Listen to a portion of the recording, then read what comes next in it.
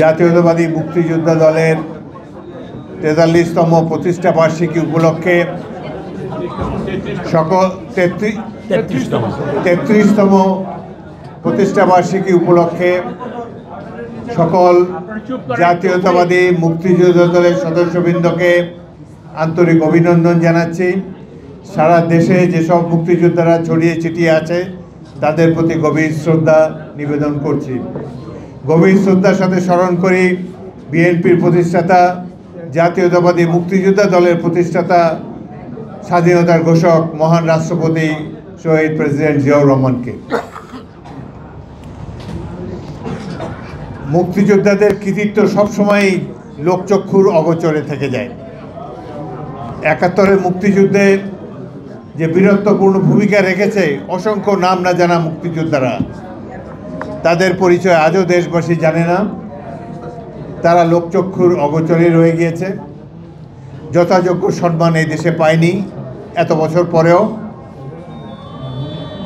একইভাবে চালাবো নাকি আজানের জন্য?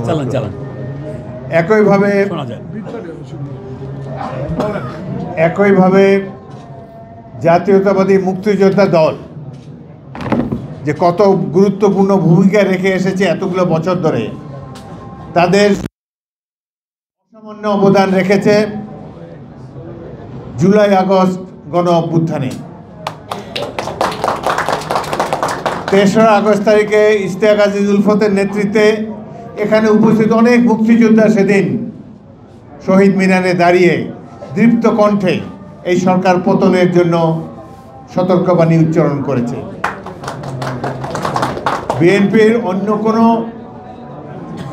অঙ্গ সংগঠনকে এত সোচ্চারভাবে অনেকেই অংশগ্রহণ করেছে, ছাত্রদল অংশগ্রহণ করেছে, যুবদল করেছে, কিন্তু মুক্তিযুদ্ধের দল সবসময় দৃশ্যমান ছিল। তারা বলিষ্ঠভাবে জাতির পাদপ্রদীপের আলোকে উদ্ভাসিত ছিল। এই সরকার পতনের জন্য তারা বলিষ্ঠ ভূমিকা রেখেছে, সেজন্য তাদেরকে আবারও অভিনন্দন জানাই।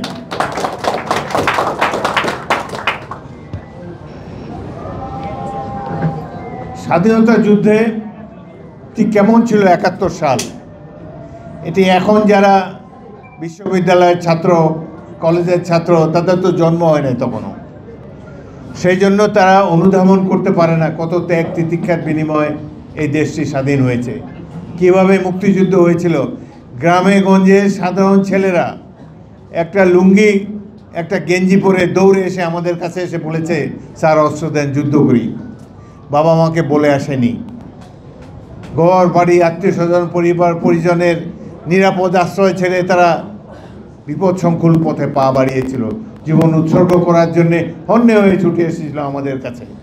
আমরা এই দৃশ্য দেখতে পেয়েছি, সেজন্য নিজেদেরকে ভাগ্যবান মনে করি।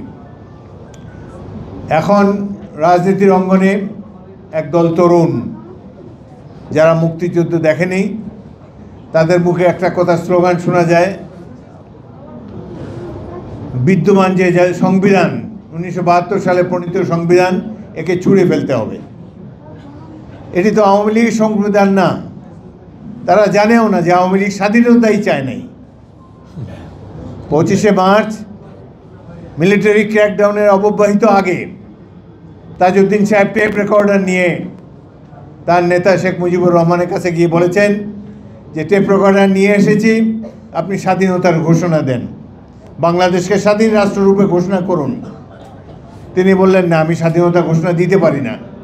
তিনি অখণ্ড পাকিস্তানে বিশ্বাসী এবং তিনি বলেছেন, এই কারণেই বলেছেন যে আমি যদি আজকে স্বাধীনতা ঘোষণা করি তাহলে আমাকে বিচ্ছিন্নতাবাদী হিসাবে চিহ্নিত করা হবে, আমার বিচার করা হবে। ২৫শে মার্চেও তিনি চিন্তিত তাকে পাকিস্তান ভাঙার জন্য অভিযুক্ত করা হতে পারে, অথচ তার বলে এসেছে, তার দল বলে ৭ই মার্চে নাকি তিনি স্বাধীনতার ঘোষণা দিয়েছেন। কতখানি মিথ্যা সবর্ব। এই কথাটি এই জন্যই বললাম যে আওয়ামী লীগ স্বাধীনতা চায়নি, চাওয়া সম্ভব না। তারা করে ভোটের রাজনীতি। ১৯৭০ সালে নির্বাচনে জিতেছে জনপ্রিয় দল হিসাবে, তারপর রাষ্ট্র ক্ষমতায় যাওয়ার জন্য তারা চাইতেই পারে। সেই কারণেই শেখ মুজিবুর রহমান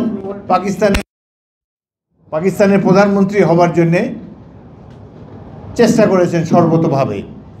7ই মার্চেও তিনি বলেছেন যে অবিলম্বে জাতীয় সংসদ অধিবেশন ডাকা হোক, নির্বাচিত প্রতিনিধিদের কাছে পাকিস্তানের রাষ্ট্র ক্ষমতা হস্তান্তরিত করা হোক, পাকিস্তানের কথাই বলেছেন। অথচ একদল দলকানা লোক বলে যে 7ই মার্চে নাকি স্বাধীনতার ঘোষণা দেওয়া হয়েছে। তো যেহেতু আওয়ামী লীগ স্বাধীনতা চায় নাই, সারা জাতি যুদ্ধ করেছে, মুক্তিযুদ্ধ ছিল জনতার যুদ্ধ, সারা জাতির যুদ্ধ। এই কারণে সারা জাতি আওয়ামী লীগের দিকে দৃষ্টিপাত না করে, আওয়ামী লীগ কী বলল সেটা মাথায় না রেখে 9 মাস যুদ্ধের পর এই দেশের জনতা এই দেশকে স্বাধীন করেছে। স্বাধীনতার পরে যে সংবিধান রচিত হয়েছে, এই সময় ঘটনাক্রমে তারা রাষ্ট্র ক্ষমতায় ছিল। পৃথিবীর কোনো দেশে এরকম উদারতা দেখায় না মুক্তিযোদ্ধারা, যেটা বাংলাদেশে দেখিয়েছে। সুতরাং তারা আমরা যারা যুদ্ধ করেছি, জীবন দিয়েছি, আমরা স্বাধীনতার পর বিভিন্ন ক্যান্টনমেন্টে চলে গেলাম। যে ছাত্ররা জীবন বাজি রেখে যুদ্ধ করেছে তারা স্কুল কলেজে ফিরে গেল। রাজনৈতিক ক্ষমতার প্রতি আমাদের কোনো লোভ ছিল না, আমরা দৃষ্টিপাত করিনি।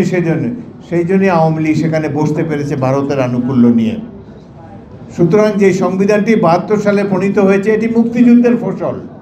সাধারণ মানুষের আশা আকাঙ্ক্ষার প্রতিফলন সেখানে ঘটেছে। ঘটনাচক্রে আওয়ামী লীগ সেখানে ছিল, এটাকে আমি আওয়ামী লীগের সংবিধান মনে করি না। সুতরাং যেই সংবিধান এখনও বিদ্যমান, এই সংসদ প্রত্যেকটি রাজনৈতিক দল এসে সংশোধন করেছে। সংবিধান যে কোনো সময় যে কোনো দল সংখ্যাগরিষ্ঠতা থাকলে সেখানে সংশোধন করতে পারে। বর্তমান সরকার একটি জুলাই সনদ বিভিন্ন রাজনৈতিক দলে পাঠিয়েছে, আমাদের কাছেও পাঠিয়েছে। সেখানে আমরা অবাক বিস্ময়ে দেখলাম যে রাজনৈতিক দলের ঐক্যমত নিয়ে যেই সনদটি গৃহীত হবে সেটি নাকি সংবিধানের উপরে স্থান পাবে। এটি তো কখনো হতে পারে না। সারা পৃথিবীতে সংবিধান প্রণয়ন করে নির্বাচিত প্রতিনিধিরা। বাংলাদেশেও এটি হয়ে এসেছে, আগামী দিনেও ইনশাআল্লাহ সেটি হবে। কোনো অনির্বাচিত ব্যক্তির দ্বারা সংবিধান সংশোধন হতে পারে না। আমরা একটি সুষ্ঠু নির্বাচন চাই অন্তর্বর্তীকালীন সরকারের অধীনে। আশা করি সুষ্ঠু নির্বাচন পাব এবং সেখানে নির্বাচিত প্রতিনিধিরাই ঠিক করবে বাংলাদেশের সংবিধান কেমন হবে। এখানে যারা সদ্য সাবালক, জীবনে মুক্তিযুদ্ধ দেখে নেই, গল্পও শুনে নেই, হয়তো আজকের বাংলাদেশ দেখলে তো বোঝা যায় না যে এখানে একটা মুক্তিযুদ্ধ হয়েছিল। সেই কারণেই তারা বলে সংবিধান ছুঁড়ে ফেলতে হবে এবং এই জুলাই সনদকে সংবিধানের উপরে স্থান দিতে হবে, প্রায়োরিটি দিতে হবে। এটি সম্পূর্ণ অবান্তর একটি কথা। বাংলাদেশে আমরা 1971 সালে যুদ্ধ করেছি গণতন্ত্র প্রতিষ্ঠার জন্যে। দুঃখের বিষয় আজও সেই গণতন্ত্র প্রতিষ্ঠিত হয়নি।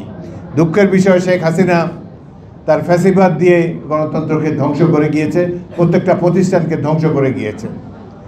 আমরা নতুন বাংলাদেশ বিনির্মাণ করতে চাই। সংবিধান যে কোনো সময় যে কোনো দল পরিবর্তন করতে পারে। আমরা বর্তমানে যে ক্ষমতাসীন অন্তর্বর্তীকালীন সরকার রয়েছে, তারা তো এই সংবিধানের অধীনেই তারা প্রতিদিন কার্য পরিচালনা করছে, শপথ নিয়েছে উপদেষ্টা হিসাবে, প্রধান উপদেষ্টা হিসাবে। প্লিজ সুতরাং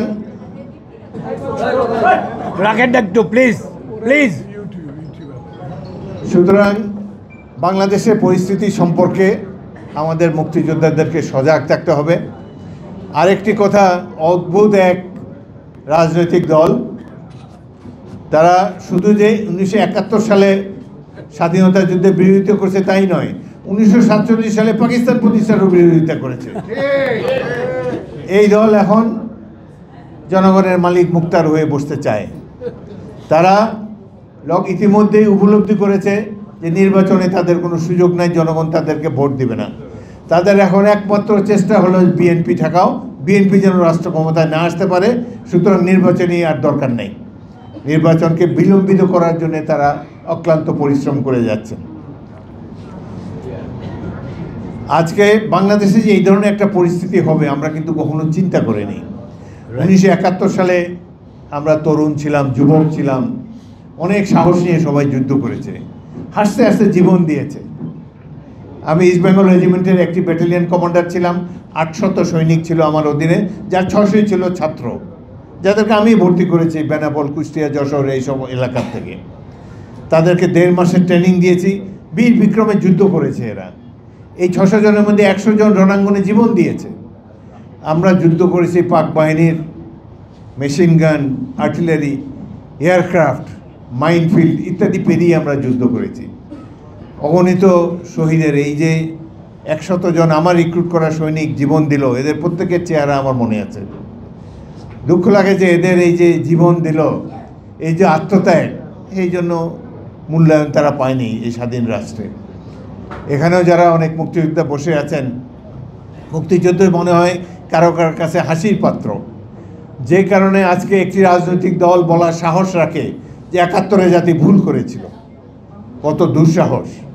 এই দল জামাতে ইসলামী বলে 71-এ জাতি ভুল করেছিল, অথচ আমরা জানি 71 কী ছিল, কিভাবে দেশে মানুষ যুদ্ধ করেছে, কিভাবে পতঙ্গের মতো আলোর প্রতি, চেরাগের প্রতি পতঙ্গ যেভাবে দৌড়ে এসে উড়ে এসে আত্মাহুতি দেয়, এইভাবে গ্রামে গঞ্জে অসংখ্য তরুণ ছাত্র যুবকেরা দৌড়ে এসে স্বাধীনতা যুদ্ধে আত্মাহুতি দিয়েছে। যুদ্ধের স্মৃতি মনে পড়লে স্মৃতিকাতর হয়ে পড়ি। জামালপুর জেলার সর্বোত্তর ঘাঁটি কামালপুর, সেখানে আমরা সদ্য গঠিত তরুণদের, যাদেরকে মাত্র 1.5 মাস ট্রেনিং দিয়েছি, যারা 1.5 মাস আগে একটা রাইফেল ছুঁয়ে দেখেনি, এদেরকে নিয়ে আমরা সেই কামালপুর শত্রু ঘাঁটি আক্রমণ করেছিলাম। আমরা 200 জন আক্রমণ করেছিলাম, 100 জনই হতাহত হয়েছি। আমার বন্ধু অপর কোম্পানি কমান্ডার ক্যাপ্টেন সালাউদ্দিন শহীদ হলেন, আমি ওই যুদ্ধে আহত হই। শত্রুরা বিওপির সামনে মাইনফিল্ড বিছিয়ে রেখেছে।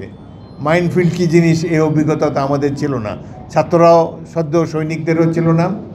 আমরা যখন, আমার যুদ্ধের সময় আপনারা জানেন আধুনিক যুদ্ধ বেতার সেটের মাধ্যমে পরিচালিত হয়। বেতার সেটটা থাকে একজন সোলজারের পিছনে, যাকে সিগন্যালার বলে। এই যে ইশতিয়াক আজিজ বসে আছে এরকম আমরা পাশাপাশি, তার পিঠে ছিল, এই সোলজারের পিঠে ছিল সিগন্যাল সেট, আর এই যে হেডসেটটা ছিল কমান্ডারের হাতে থাকে হেডসেট। আমি এই হ্যান্ডসেট হাতে নিয়ে অন্যান্য কমান্ডারদের সাথে যোগাযোগ করার চেষ্টা করতেছি। হঠাৎ দেখি আমার সিগন্যালার সিরাজ, তার নাম, দ্বিখণ্ডিত হয়ে গিয়েছে। কোমরের নিচ থেকে অ্যান্টিপার্সোনাল মাইনে তার নিম্নাঙ্গ একদম উড়ে চলে গিয়েছে। আরও যুদ্ধের মাঠে তো বসার বা অপেক্ষা করার কোনো সময় নেই, আরেকজনের পিঠে ওয়্যারলেস সেট দিয়ে সামনের দিকে এগিয়ে গিয়েছি। 200 জনের মধ্যে 100 জন হতাহত, একটা লোক কিন্তু পিছনে যায়নি। 1.5 মাস আগে এরা একটা রাইফেল ছুঁয়ে দেখে নাই, সেই মাইনফিল্ড পেরিয়ে শত্রুর বাংকারের উপরে ঝাঁপিয়ে পড়েছে। সেই দৃশ্য বর্ণনা করার ভাষা আমার নেই। এই সাহস কোত্থেকে এলো? দেখেন স্বাধীনতা মানুষের কাছে কত প্রিয়, স্বাধীনতার জন্য কত যুবক, কত ছেলেরা আত্মত্যাগ করেছে। আজকে এটি মূল্যহীন। আজকে একটি রাজনৈতিক দলে আমরা ভুল করেছিলাম। 25শে মার্চ রাত্রে যেইভাবে নিরীহ মানুষের উপর তারা ঝাঁপিয়ে পড়েছিল বর্বর পাক বাহিনী, যেভাবে বাবরের ইজ্জত লুণ্ঠন করেছে, যেভাবে নিহত হয়েছে অসংখ্য নিরীহ মানুষ, এদের প্রতিবাদ যদি আমরা না করতাম সেদিন, আজও কিন্তু এই দেশ পাকিস্তান থাকতো। কারণ তখন কি হতো, দেখা যেত যে আন্তর্জাতিক মিডিয়েশনের মাধ্যমে আবার শেখ মুজিবুর রহমানই প্রধানমন্ত্রী হতেন। ভারতে যারা পলায়ন করেছে সেই সব এমপি এমএনএদেরকে আবার ডেকে এনে তারা শপথ নিতেন, আবার জাতীয় সংসদে হ্যাঁ বলুন না বলুন এগুলো করতেন, পাকিস্তানি থেকে যেত। আমরা সৃষ্টি করেছে বাংলাদেশ, আপনারা সৃষ্টি করেছেন বাংলাদেশ। এটা এক অকৃতজ্ঞ জাতি যারা এটা স্মরণ করে না, কিভাবে আমরা জীবন দিয়েছি, কিভাবে রক্ত দিয়েছি, কিভাবে মা বাবা পরিবার পরিজনকে ছেড়ে ধেয়ে এসেছে অসংখ্য তরুণের দল। অস্ত্র দেন, যুদ্ধ করব। যুদ্ধ অনেক ভয়াবহ। যুদ্ধে যখন মেশিন গানের গুলি চলে, মাইনফিল্ড পেরিয়ে মেশিন গানে গুলি অতিক্রম করে শত্রুর সাথে হাতাহাতি যুদ্ধ করেছে মুক্তিযোদ্ধারা। কেন করেছে? দেশের স্বাধীনতার জন্যে, গণতন্ত্র প্রতিষ্ঠার জন্যে। এই উপলব্ধি অনেক রাজনৈতিক দলের নাই, এবং এই উপলব্ধি ধীরে ধীরে এই 50-52 বছরে ধীরে ধীরে এটি অনেক ম্রিয়মাণ হয়ে গিয়েছে। শহীদ রাষ্ট্রপতি জিয়াউর রহমান জুন মাসে জেড ফোর্স গঠন করেন। প্রথম ইস্ট বেঙ্গল, তৃতীয় ইস্ট বেঙ্গল এবং অষ্টম ইস্ট বেঙ্গল নিয়ে গঠিত হয় জেড ফোর্স। তার নামের, জিয়ার নামের অধ্যক্ষ দিয়ে এই জেড ফোর্স। নভেম্বর মাসে 28শে নভেম্বর তারিখে পাক বাহিনীর 31 পাঞ্জাব রেজিমেন্ট আমার ইউনিট প্রথম ইস্ট বেঙ্গলের উপরে আক্রমণ চালায়। সকাল থেকে আক্রমণে তাদের 80 জন নিহত হয় আমাদের হাতে। পাঞ্জাব রেজিমেন্ট, তাদের অধিনায়ক ছিল মেজর সরওয়ার, তিনি নিহত হন আমাদের হাতে। 30 জনকে আমরা জীবিত বন্দি করি। যুদ্ধের এক পর্যায়ে হঠাৎ দেখি যে আমার বাংকারে এসেছেন আমাদের কমান্ডার মেজর জিয়াউর রহমান। আমি বললাম, স্যার আপনি এখানে কেন? আপনি পিছনে যান। যুদ্ধে নিয়ম হলো যে যত সিনিয়র সে তত পিছনে থাকে। আমাদের মতো তরুণ অফিসাররাই শত্রুর সাথে হাতাহাতি যুদ্ধে লিপ্ত হই। আমি বললাম, স্যার আপনি পিছনে যান। তিনি বললেন, তোমরা এখানে জীবন দিচ্ছ আর আমি পিছনে বসে থাকবো, এটা আমার বিবেকে লাগে, সেই জন্যে আমি এসেছি। তখনও যুদ্ধ চলছে বেতার সেটের মাধ্যমে। আমাদের সাথে একজন ভারতীয় মেজর ছিল, আর্টিলারির ফরওয়ার্ড অবজারভেশন অফিসার বলে, শত্রুর উপরে কামানে গোলা নিক্ষেপ করেন এবং আমরা যারা পদাতিক বাহিনী তারা আমাদের সাথে ম্যাপ থাকে, ম্যাপে রেফারেন্স পাঠালে, সেনাবাহিনীতে যারা ছিলেন তারা বলতে পারবে, ম্যাপ রেফারেন্স পাঠালে 3-4 মাইল পিছনে থাকে কামান, আমাদের কামান। তখন ম্যাপে রেফারেন্স পাঠালে তখন কামানের গোলা নিক্ষেপ করা হয় শত্রুর উপরে। সেই সময় আমার বন্ধু captain Mahbubur Rahman, alpha company commander, দিনাজপুরে বাড়ি, তিনি বেতার সেটে শত্রুর উপরে গোলা ফেলার নির্দেশ দিচ্ছিলেন। এবং যখন ওয়্যারলেস সেটে যখন কথাবার্তা হয় এটা সবাই শুনতে পারে, আমরা একই নেটওয়ার্কে ছিলাম। তো জিয়া আর আমি বসে বসে শুনছিলাম ক্যাপ্টেন মাহবুবুর রহমান নিজেদের গোলন্দাজ বাহিনীকে গোলা ফেলার জন্যে গান পজিশনে বেতার সেটে মেসেজ পাঠাচ্ছেন। এইভাবে তিনি মেসেজ পাঠাচ্ছিলেন যে হ্যালো 9 গ্রিড রেফারেন্স 235679, 235679 বললেই উনি ম্যাপে দেখতে পায় যে শত্রুর অবস্থান কোথায়। 235679 1 রাউন্ড গান ফায়ার, মানে একটা করে 6টা করে কামান থাকে, প্রত্যেককে একটা করে গোলা ফেলে। মাহবুবের বলার সাথে সাথে ভারতীয় বাহিনী গান পজিশন থেকে 6টা গোলা ফেললো শত্রুর উপরে। গোলাটি 31 পাঞ্জাব রেজিমেন্টের সেনাদের উপরে পড়ার ফলে এরা অনেকেই গোলার আঘাতে উড়ে গেল। মাহবুব আনন্দে চিৎকার করে বলছে, well done, well done, repeat, অর্থাৎ গোলা শত্রুর উপরে পড়েছে, আবার ফায়ার করো। এই কথা বলার পর পাকিস্তানি বাহিনীর কাছে কোনো গোলা ছিল না, ওরা একটা কামানে একটা গোলা ফায়ার করেছে শুধু। পাকিস্তানি আমাদের এই যে আমরা সেই দিন 100-র উপরে গোলা ফায়ার করেছি পাকিস্তানি বাহিনীর উপরে, তারা তখন পলায়ন পর দুর্বল, একটা মাত্র কামানে গোলা ফায়ার করেছে। সেই গোলাটি এসে ক্যাপ্টেন মাহবুবের 10 গজের মধ্যে পড়ে এবং তিনি সাথে সাথে শহীদ হয়ে গেলেন। এখন গান পজিশনের অফিসার চিৎকার করেছে, মাহবুবের কল সাইন ছিল 1। গান পজিশন থেকে গোলন্দাজ বাহিনী অফিসার বলছে, হ্যালো 1, হ্যালো 1, রিপোর্ট, কি হলো? কিন্তু একদম নিস্তব্ধ। পরে আমিও এখান থেকে ভাবলাম যে বেতার সেটে কোনো গোলমাল হয়েছে, আমিও মাহবুবকে জিজ্ঞেস করলাম, হ্যালো 1, হ্যালো 1, রিপোর্ট। এই কাহিনী বলার উদ্দেশ্য হলো কিভাবে জীবন দিয়েছে। শত্রু একটা গোলা ফায়ার করেছে, captain Mahbubur Rahman, alpha company commander, দিনাজপুরের বীর সন্তান, তিনি গোলার আঘাতে শহীদ হলেন। জীবন মৃত্যু কত ড্রামাটিক সেটাই আপনাদের উদ্দেশ্যে বললাম। যারা এই যে সাজানো মঞ্চে দাঁড়িয়ে এত বক্তব্য দেয়, এরা কোনোদিন তাদের জীবন কি কখনো বিপদের সম্মুখীন হয়েছে? কখনো তাদের জীবন বিপন্ন হয়েছে 9 মাসের যুদ্ধে? কখনো না। তারা ছিল, নামগুলো দেখেন যেখানে তারা ছিল, 8 theatre road, 9 circus avenue. Theatre আর সার্কাস কীভাবে নাম মিলে গিয়েছে, এগুলো নিয়েই তো তারা ব্যস্ত ছিল। তারা যখন সার্কাস আর থিয়েটার নিয়ে ব্যস্ত, গ্রামে গঞ্জের নিরীহ মানুষেরা, আমাদের মতো বোকা সৈনিকেরা জীবন দিতে গিয়েছিলাম, তরুণ ক্যাপ্টেন ছিলাম, কত স্বপ্ন ছিল মনে। আর এই যে ছাত্ররা, এরা তো আমাদেরকে উজ্জীবিত করেছে। অবাক হয়ে গেছে যে ছাত্রদের কি স্পিরিট ছিল। দেশবাসী, সেটি এমন এক সময় ছিল, আমি বেনাপোলে ছিলাম 2 মাস, বেনাপোলকে মুক্ত রেখেছিলাম। একদিন সুবেদার মেজর এসে বলে, স্যার একদল স্মাগলার আসছে আপনার সাথে দেখা করার জন্যে। তখন বেনাপোলে যারা স্মাগলিং করিডোরে, তো সে আবার আমি বললাম ঠিক আছে আসুক দেখা করুক। 8-10 জন স্মাগলার ইয়ং, তারা এসে বলে স্যার অস্ত্র দেন, ট্রেনিং দেন, আমরা যুদ্ধ করব। আমার সৌদে মাঝে বলে না স্যার এগুলো অস্ত্র দেওয়া যাবে না, এরা তো স্মাগলিং করে। আমি বললাম যে আরে এরা তো জীবন দিতে আসছে, অস্ত্র দিলে 3 দিন পরে আমাদের তো প্রত্যেক দিন 1-2 জন করে বেনাপোলে মারা যাচ্ছে, এরা তো জীবন বিপন্ন করে যুদ্ধ করার জন্য এসছে। সেটি এমনই একটি সময় ছিল, সারা দেশে কোনো চুরি ডাকাতি হয়নি 71 সালে। স্মাগলাররাও মুক্তিযুদ্ধে অংশ নিয়েছে, দেশবাসী প্রত্যেকটি পেশার মানুষ মুক্তিযুদ্ধে অংশ নিয়েছে, ছাত্ররা বীর দর্পে যুদ্ধ করেছে। এই যুদ্ধ শুরু করেছে মেজর জিয়াউর রহমানের ঘোষণায়। সারা দেশের যারা নেতা পলাতক হয়ে পাশের দেশে পালিয়ে গিয়েছেন জনগণকে অরক্ষিত রেখে, সেই সময় জনগণের আশা আকাঙ্ক্ষার প্রতিফলন ঘটিয়ে মুক্তিযুদ্ধের সূচনা করেছেন, স্বাধীনতার ঘোষণা করেছেন তাদের ভাষায় অখ্যাত মেজর জিয়াউর রহমান। এই ঘোষণা জাতিকে উজ্জীবিত করেছে, অনুপ্রাণিত করেছে। হাজার হাজার মানুষ আমরা রাজপথে নেমে যুদ্ধ করেছি, অনেক ত্যাগ তিতিক্ষার পর দেশটি স্বাধীন হয়েছে। এই হলো মুক্তিযুদ্ধের প্রকৃত ইতিহাস, যেখানে রাজনৈতিক দল আওয়ামী লীগ মুক্তিযুদ্ধে অংশগ্রহণ করে নাই। তাদের নেতা পাকিস্তানকে অখণ্ড রাখার জন্য চেষ্টা করেছেন, পাকিস্তানের রাষ্ট্র ক্ষমতায় যাওয়ার চেষ্টা করেছেন। দোষের কিছু নাই, রাজনৈতিক দল ভোট করে ক্ষমতায় যাওয়ার জন্যে তারা পাকিস্তানের ক্ষমতায় যেতে চেয়েছে, অথচ পরবর্তীকালে স্বাধীনতার পর তারা কল্পকাহিনীর অবতারণা করেছে তারা কীভাবে নাকি স্বাধীনতা ঘোষণা করেছিল।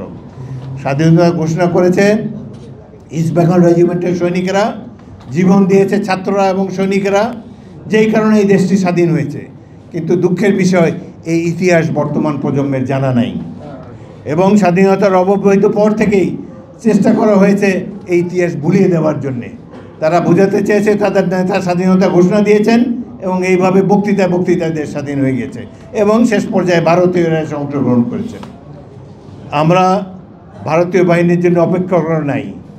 এই দেশ কোনোদিন বাংলাদেশের ভালো চায় নাই, চাইবেও না। তারা তাদের চিরশত্রু পাকিস্তানকে দুর্বল করার জন্যে ডিসেম্বর মাসের 3 তারিখে